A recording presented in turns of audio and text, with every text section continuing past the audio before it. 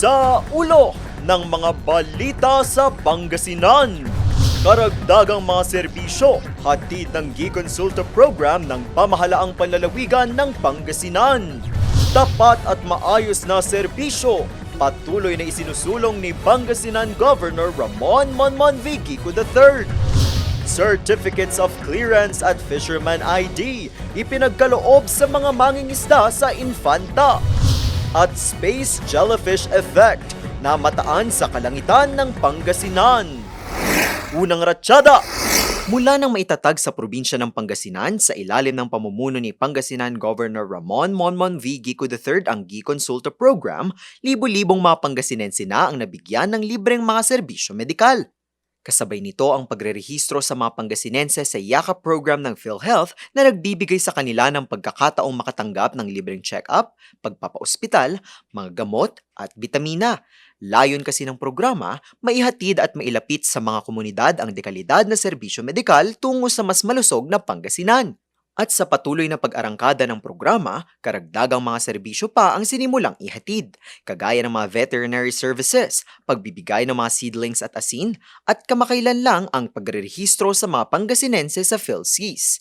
Alam niyo yung Gikonsulta, it's an overarching provincial program that involves primarily our healthcare program, the Yakap program, then Consulta, and some agricultural programs, and some legal programs, and ngayon nadagdag po ang PSA programs. Sa iisa pong programa, yan po tinatawag na synergy. We hit several birds with one stone. Mahalaga raw ito para mas mapalawak pa ang pagbibigay ng abot kamay ng mga serbisyo mula sa iba't ibang mga ahensya ng pamahalaan. Kasi po, kailangan mag-usap-usap tayo and we have to maximize our resources. Resources have to be utilized efficiently.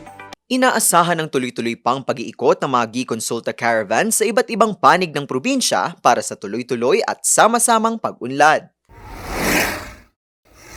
Edukasyon, kalusugan, infrastruktura, kabuhayan, at marami pang iba. Bawat sektor, binibigyang prioridad ni Pangasinan Governor Ramon V. Gico III.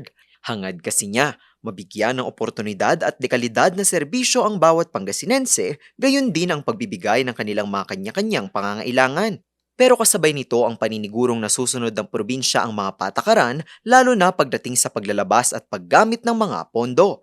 Kamakailan nga lang, ibinahagi ni Governor Ramon V. Gico III ang kanyang pakikipagpulong sa mga kawani ng Commission on Audit at Internal Audit Services Office.